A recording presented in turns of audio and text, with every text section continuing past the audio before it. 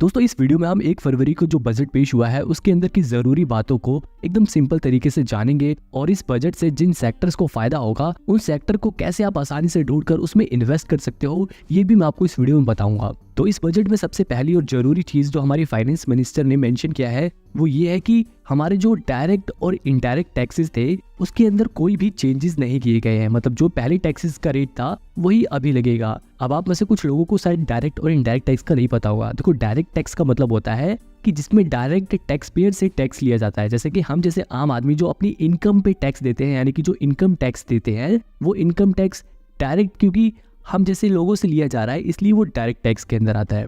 जबकि indirect tax में directly जो टैक्स पेयर होता है वो टैक्स नहीं पे करता, किसी थर्ड पर्सन के जरिए उस टैक्स को पे किया जाता है। जैसे कि जीएसटी का अगर एक सिंपल सा एग्जांपल है तो आपने देखा होगा, अगर आप कोई मोबाइल खरीदते हो तो उसका जो प्राइस रहता है उसके मोबाइल के प्राइस में जीएसटी अमाउंट जुड़ा होता है। तो वहां पर जो आपका जो दुकान वाला होता है वो पहले से ही जीएसटी वाले अमाउंट को पे कर चुका होता है। और जब हम उस सेलर से उस मोबाइल को खरीदते हैं तो हमें उस मोबाइल के प्राइस पे जीएसटी इंक्लूड करके जो प्राइस रहता है वो प्राइस पे करना पड़ता है। मतलब अल्टीमेटली देखा जाए तो जीएसटी का बर्डन तो हमारे ऊपर गया, लेकिन उसे हमने डायरेक्ट सरकार को नहीं पे किया, हमने उस सेलर को पे किया और वो सेलर जीएसटी जब भरता है तो उसने गवर्नमेंट को पे किया। तो ये एक तरह का इनडायरेक्ट टैक्स था। तो मतलब इस पहले पॉइंट में सबसे जरूरी बात यही थी कि जो पहले टैक्सेस थे डायरेक्ट और इनडायरेक्ट वो अभी भी वही है। यानी कि पिछले साल जो रूल था कि जिसकी 7 लाख रुपए तक की इनकम है उसको टैक्स नहीं पे करना पड़ेगा, वो रूल अभी भी है। जो पिछले टैक्स स्लैब्स थे वो अभी भी लागू रहेंगे। तो ये तो पहली मेजर अनाउंसमेंट थी। इसके बाद अगर देखा जाए तो दूसरी जो मेजर अनाउंसमेंट थी वो रेलवे सेक्टर की थी। यहाँ पर गवर्नमेंट कह रही है कि जो पुरानी रेलगाड़ी की 40,000 बोगियां थी, यानी कि 40,000 जो डिब्बे थे, उनको वो वंदे भारत की स्टैंडर्ड ट्रेन में कन्वर्ट कर देंगे। मतलब पुरानी गाड़ियों के डिब्बों को एक तरह से बढ़िया करके उन्हें वंदे भारत में कन्वर्ट किया जाएगा। यानी कि इस अनाउंसमेंट से हमें ये पता चलता है कि गवर्नमेंट अब रेलवे पर भी और भी खर्चा करेगी, जिसकी वजह से रेलवे सेक्टर की जो स्टॉक है वो और भी अच्छा परफॉर्म करेंगे आने वाले समय में। इसमें 3 जो मेजर अनाउंसमेंट थी वो ये भी थी कि जो गवर्नमेंट है वो 3 मेजर रेलवे कॉरिडोर्स बनाएगी। कॉरिडोर मतलब रूट की तरह ही होता है। जैसे आप यहाँ पे देख रहे हो ना, एनर्जी, मिनरल एंड सीमेंट का एक कॉरिडोर बनेगा, एक पोर्ट कॉरिडोर हो गया, यानी कि जो बंदरगाह होते हैं, पोर्ट्स होते हैं, वहां पर पोर्ट के जरिए ही ज्यादा ट्रेड्स होती है, इम्पोर्ट एक्सपोर्ट होता है, तो उनके लिए रूट्स बनाए जाएंगे ताकि ट्रेन वहां जा सके, आ सके, ट्रेन की कनेक्टिविटी हो सके ताकि और अच्छा बिजनेस हो सके। ठीक है। इसके अलावा हाई ट्रैफिक डेंसिटी कॉरिडोर भी बनेगा जहां पर ज्यादा भीड़ भाड़ होती है, अक्सर जहां पर ट्रेन डिले हो जाती है भीड़ की वजह से। जैसे दिल्ली से यूपी हो गया, दिल्ली से बिहार हो गया, दिल्ली से मुंबई हो गया, ऐसे रूट्स जहां पर बहुत ज्यादा ट्रैफिक डेंसिटी होती है, ज्यादा लोग आते जाते हैं, ऐसी जगह पर ये कॉरिडोर्स बनाए जाएंगे ताकि कनेक्टिविटी अच्छी हो सके। तो शेयर मार्केट के नजरिए से देखा जाए तो इस अनाउंसमेंट से ये पता चलता है कि रेलवे सेक्टर के जो स्टॉक्स है वो भी अच्छा परफॉर्म करेंगे।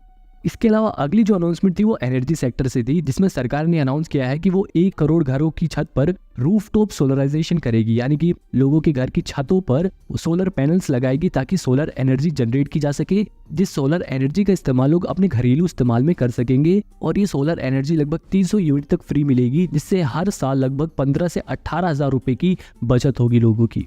अब ये ऑब्वियसली बचत किसी के लिए 15 से 18,000 रुपए बहुत कम है, किसी के लिए ज्यादा है, लेकिन अगर बचत के अलावा देखा जाए तब भी अगर घर घर बिजली पहुंचेगी तो ये बहुत ही अच्छी बात है। तो इस अनाउंसमेंट से हमें ये साफ साफ पता चल रहा है कि जो सोलर एनर्जी से रिलेटेड स्टॉक्स हैं वो अच्छा परफॉर्म करेंगे। अब अगर आपको सोलर एनर्जी से रिलेटेड स्टॉक्स को ढूंढना है तो आपको सिंपली इस लिंक के नीचे क्लिक करना है और आपके सामने एक क्लिक करते ही वो सभी स्टॉक्स आ जाएंगे जो सोलर एनर्जी से रिलेटेड काम कर रहे हैं। अब ये मैंने कैसे किया है मैं आपको वीडियो के लास्ट में जरूर बताऊंगा। अभी फिलहाल हम आगे बढ़ते हैं अगली अनाउंसमेंट की तरफ। तो इस अनाउंसमेंट में सरकार ने इंफ्रास्ट्रक्चर के ऊपर भी ध्यान दिया है और सरकार ने ये कहा है कि वो पीएम आवास योजना ग्रामीण के तहत 2 करोड़ नए घरों को बनाएगी अगले 5 सालों में। इसके अलावा गवर्नमेंट रोड्स और हाईवे बनाने पर भी बहुत ज्यादा ध्यान दे रही है, जिसकी वजह से इंफ्रास्ट्रक्चर के स्टॉक्स भी बहुत ही अच्छा परफॉर्म करते हुए आ रहे हैं और आगे भी करेंगे, क्योंकि इंडिया एक डेवलपिंग कंट्री है। तो अगर आपको इंफ्रास्ट्रक्चर से रिलेटेड स्टॉक्स ढूंढना है तो उसके लिए भी नीचे जो आपको लिखा हुआ ना एक्सप्लोर इंफ्रास्ट्रक्चर, इस पे क्लिक करना है और आपके सामने पूरी लिस्ट खुल जाएगी जो भी कंपनियां इंफ्रास्ट्रक्चर से रिलेटेड कामों में लगी पड़ी हैं। आप इनमें से कई सारे स्टॉक्स को देख रहे हो, कई सारे स्टॉक्स अभी फिलहाल अच्छा खासा बढ़ चुके हैं। अब इंफ्रास्ट्रक्चर के अलावा अगर अगली न्यूज को देखें, पहले जो टैक्स रिटर्न का प्रोसेसिंग टाइम था वो बहुत ज्यादा था, लगभग 93 डेज लग जाते थे, लेकिन अभी के टाइम पे वो सिर्फ 10 दिन का समय हो गया है। 10 दिन के अंदर अंदर आपका टैक्स रिफंड हो जाता है। इसके अलावा अगली अनाउंसमेंट एग्रीकल्चर सेक्टर से है, जहां पर गवर्नमेंट प्राइवेट और पब्लिक इन्वेस्टमेंट को बढ़ावा दे रही है ताकि वो उस इन्वेस्टमेंट का इस्तेमाल करके मॉडर्न स्टोरेज फैसिलिटीज बना सके, जिसके अंदर किसानों की फसलों को स्टोर किया जा सके, मतलब अनाजों को स्टोर किया जा सके। क्योंकि हमारे देश की एक बहुत बड़ी प्रॉब्लम यही है कि हमारे देश में बहुत ज़्यादा मात्रा में उत्पादन तो हो जाता है, लेकिन वो चीज़ें वेस्ट भी बहुत होती है क्योंकि हमारे पास स्टोरेज फैसिलिटी अच्छी नहीं है। और अगर गवर्नमेंट इस चीज़ पर ध्यान दे रही है तो ये बहुत ही अच्छी बात है, क्योंकि इससे किसानों को भी फायदा होगा और अल्टीमेटली खाने पीने की चीज़ों का प्राइस बहुत ज़्यादा फ्लक्चुएट नहीं होगा। तो अगर आपको एग्रीकल्चर से रिलेटेड स्टॉक्स के बारे में ढूंढना है तो आपको इस नीचे लिंक पे क्लिक करना है और आपके सामने एग्रीकल्चर से रिलेटेड जो भी स्टॉक्स है वो आ जाएंगे। ठीक है, आप इन स्टॉक्स को अपने हिसाब से देख सकते हो और फिर अपनी एनालिसिस के हिसाब से किसी में भी अप्लाई कर सकते हो। इसके अलावा देखा जाए तो हमारे जो फाइनेंस मिनिस्टर है उनका कहना है कि अभी हमारे देश के लोगों की जो इनकम है वो लगभग 50% से बढ़ गई है और हमारे देश की जो इन्फ्लेशन रेट है वो भी मॉडरेट है, यानी कि महंगाई भी बहुत ज़्यादा नहीं बढ़ रही, मॉडरेट है, मतलब ठीक ठाक है। और इसके अलावा हमारे देश के लोग भी अब अपना पैशन फॉलो करने के काबिल हो रहे हैं। इसके अलावा एक और जो मेन चीज़ थी इस बजट की वो थे इस बजट की एलोकेशन। अगर आप मिनिस्ट्री वाइज देखा हो तो लगभग सरकार 6,20,000 करोड़ रुपए मिनिस्ट्री ऑफ डिफेंस को दे रही है। मतलब इतने पैसे वो डिफेंस मिनिस्ट्री को दे रही है कि लो भैया तुम डिफेंस पे इतने पैसे खर्च करो, तुम इससे अपने ही देश में हथियार बनाओ ताकि हम आत्मनिर्भर बन सके। और हमारे देश में डिफेंस से रिलेटेड कुछ ही मोनोपोली स्टॉक्स हैं, क्योंकि डिफेंस एक ऐसा सेक्टर है जिसमें प्राइवेटाइजेशन नहीं है, तो इसमें मोनोपोली सेक्टर वाले स्टॉक्स बहुत ज़्यादा है। तो इसलिए अगर आप डिफेंस सेक्टर के स्टॉक्स में भी पैसे लगाते हो तो बहुत ज़्यादा चांसेस है कि आने वाले समय में, लंबे समय में वो स्टॉक्स भी बहुत ही अच्छा परफॉर्म करेंगे। और ये साफ साफ विजिबल भी है कि सरकार डिफेंस पे भी बहुत ज़्यादा पैसा खर्च कर रही है। इनफैक्ट सबसे ज़्यादा पैसा इस वक्त सरकार डिफेंस पे ही खर्च कर रही है। इसके अलावा सरकार रोड और हाईवे बनाने पर भी बहुत पैसा खर्च कर रही है। उन्होंने 2.78 लाख करोड़ रुपीस रोड और हाईवेज बनाने के ऊपर खर्च कर रही है। इसके अलावा 2.55 यानी कि लगभग 2,55,000 करोड़ रुपए सरकार रेलवे पर भी खर्च कर रही है। जैसा कि अभी हमने पीछे पढ़ा था 40,000 बोगियों को बदला जाएगा वंदे भारत ट्रेन में, तो यहाँ पर बजट में भी दिख रहा है साफ साफ। इसके अलावा और भी छोटे मोटे खर्चे हैं, आप उन सभी को देख सकते हो। लेकिन क्योंकि सरकार डिफेंस पे ही ज़्यादा पैसे खर्च कर रही है, तो अगर आपको डिफेंस सेक्टर के स्टॉक्स को देखना है तो यहाँ पर एक्सप्लोर डिफेंस स्टॉक्स लिखा है, उस पर आपको क्लिक करना है। उस पर क्लिक करते ही आपके सामने एक ऐसा पेज खुल जाएगा जहाँ पर हमारे देश की जो डिफेंस से रिलेटेड स्टॉक्स हैं वो आपको दिखा देगा। आप यहाँ पे देख सकते हो कि हमारे देश में डिफेंस से रिलेटेड ज़्यादा स्टॉक्स है ही नहीं, और ये कंपनियां पिछले कुछ सालों से बहुत ही अच्छा परफॉर्म भी कर रही हैं। इसके अलावा सरकार टूरिज्म पर भी बहुत ज़्यादा ध्यान दे रही है। कई सारे ऐसे इंफ्रास्ट्रक्चर के प्रोजेक्ट इंडियन आइलैंड पर स्टार्ट किए जा रहे हैं जिससे टूरिज्म को बढ़ावा दिया जा सके। लक्षद्वीप पर भी टूरिज्म को बढ़ावा देने के लिए बहुत सारे स्टेप्स उठाए गए हैं। इसके अलावा टूरिज्म को बढ़ाने के लिए गवर्नमेंट क्या कर रही है कि वो राज्यों को लंबे समय के लिए इंटरेस्ट फ्री लोन दे रही है। अब इंटरेस्ट फ्री लोन देने से फायदा ये होगा कि गवर्नमेंट को लोन आसानी से मिल रहा है जिस पर उनको ब्याज नहीं देनी पड़ेगी और वो उन पैसों को टूरिज्म पर खर्च कर सकती है। अगर वो अपने इन पैसों का सही इस्तेमाल करते हैं और अपने राज्यों को बढ़िया टूरिस्ट सेक्टर बनाते हैं तो जाहिर सी बात है कि हमारे देश का टूरिज्म सेक्टर भी बहुत अच्छा परफॉर्म करेगा और टूरिज्म से रिलेटेड जो स्टॉक्स हैं वो भी अच्छा परफॉर्म करेंगे। अगर आपको टूरिज्म से रिलेटेड स्टॉक्स को ढूंढना है तो नीचे इस वाले ऑप्शन पे क्लिक करना है और आपको टूरिज्म से रिलेटेड जितने भी स्टॉक्स हैं वो दिखा देगा। जैसे आप देख सकते हो इतने सारी कंपनियों के शेयर्स जो हैं वो टूरिज्म से रिलेटेड है। अब इनमें से जो कंपनी आपको अच्छी लगती है, फंडामेंटल एनालिसिस के बाद जो आपको सही लगता है, आप उन्हें चुन सकते हो। अब आप यहाँ पे सोच रहे हो कि भाई कंपनियां तो हमें दिखाई दी, सीधे सीधे आप शेयर क्यों नहीं बता देते? तो देखो यार, मैं सीधे सीधे आपको किसी भी कंपनी का स्टॉक रिकमेंड नहीं कर सकता, ये सेबी की गाइडलाइन के खिलाफ है, इसलिए मैं ऐसा करता भी नहीं। और मेरे हिसाब से आपको खुद ही अपने हिसाब से स्टॉक ढूंढने चाहिए, क्योंकि आप खुद से इन्वेस्टमेंट करोगे तभी सीखोगे। इसके अलावा गवर्नमेंट ईवीज की मैन्युफैक्चरिंग और चार्जिंग के लिए इंफ्रास्ट्रक्चर तैयार करने पर बहुत ज़्यादा सपोर्ट कर रही है और पब्लिक यूज़ के लिए ई बसेस को बढ़ावा देने के लिए भी गवर्नमेंट ई बसेस को ज़्यादा इस्तेमाल कर रही है ताकि वो पब्लिक ट्रांसपोर्टेशन में उसका यूज़ कर सके। दिल्ली जैसे शहरों में तो ई बसेस बहुत चलने लगी हैं। मैं खुद दिल्ली में रहता हूँ तो मैं खुद भी ये बसें यूज़ करता हूँ। इस न्यूज़ से भी हमें ये पता चलता है कि ईवी सेक्टर भी अच्छा परफॉर्म करेगा। इसके अलावा सोलर एनर्जी पर भी गवर्नमेंट ध्यान दे रही है। तो आप देख सकते हो कि 2023-24 के बजट में लगभग 4,970 करोड़ रुपए सोलर पावर ग्रिड्स के ऊपर खर्च किए गए थे, लेकिन इस साल यानी कि 2024 से 25 के फाइनेंशियल ईयर में लगभग 8,500 करोड़ रुपए सोलर पावर ग्रिड्स के ऊपर खर्च किए जाएंगे। मतलब देख सकते हो आप 3,500 करोड़ रुपए एकदम से बढ़ा दिए सरकार ने। तो यहाँ पर साफ साफ दिख रहा है कि गवर्नमेंट कितना ज्यादा खर्चा कर रही है सोलर पावर के ऊपर। अब खर्चा कर रही है तो ऑब्वियस सी बात है इसके स्टॉक्स भी बढ़ेंगे। तो अगर आपको एनर्जी सेक्टर के स्टॉक्स को ढूंढना है तो इस पे क्लिक करो नीचे, तो आपके सामने एनर्जी सेक्टर के स्टॉक्स आ जाएंगे। ठीक है, अभी फिलहाल मैं बैक करता हूँ।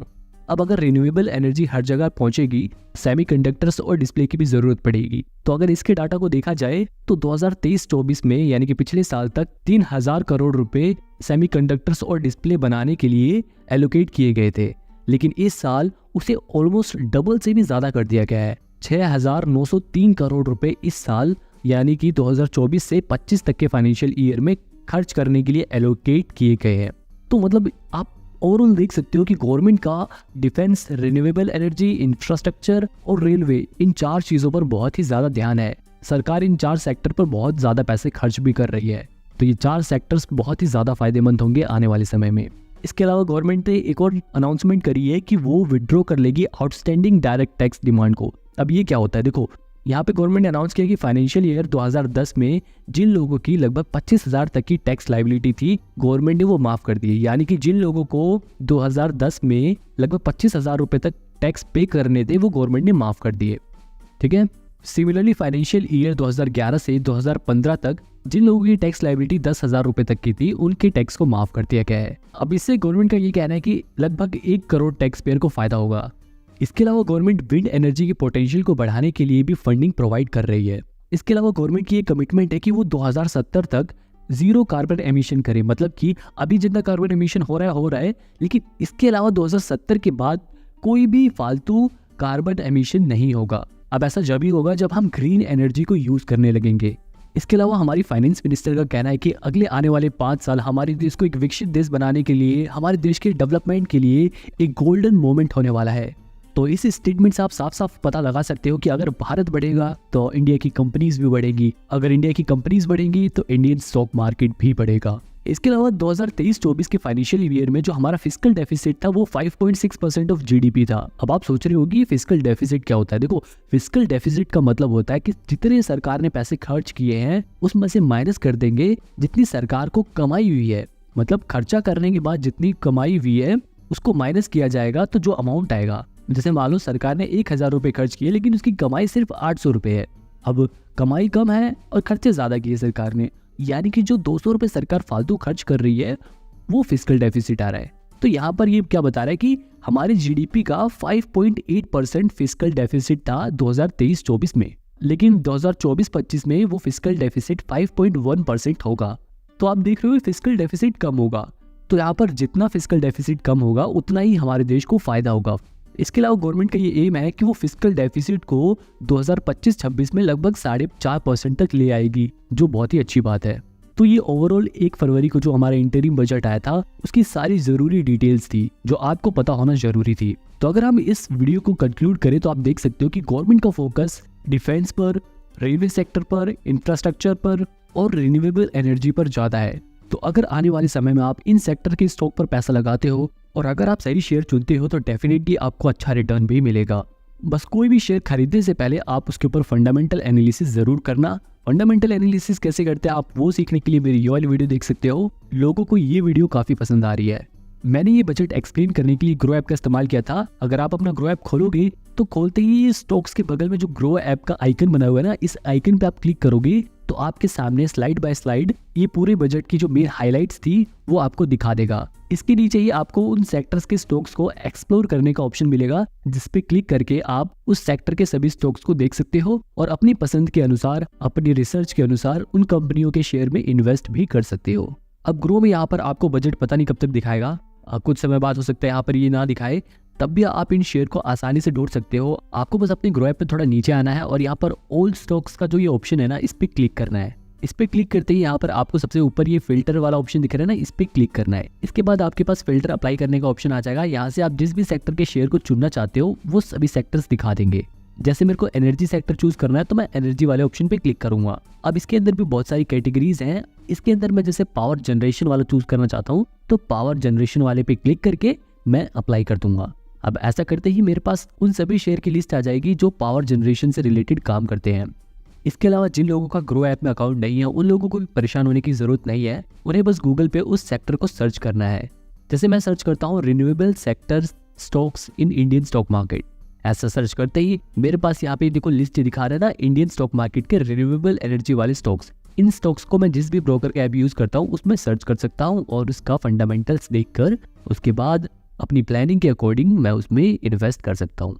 इसके अलावा अभी मैं आपको एक और चीज़ बताना चाहूँगा कि अभी इस न्यूज़ के चलते बहुत सारे पावर सेक्टर के पेनी स्टॉक भी बढ़ रहे हैं। तो ऐसे पेनी स्टॉक्स में अपने पैसे लगाने से बचना, क्योंकि उसमें आपके पैसे डूबने के चांसेस ज़्यादा रहेंगे।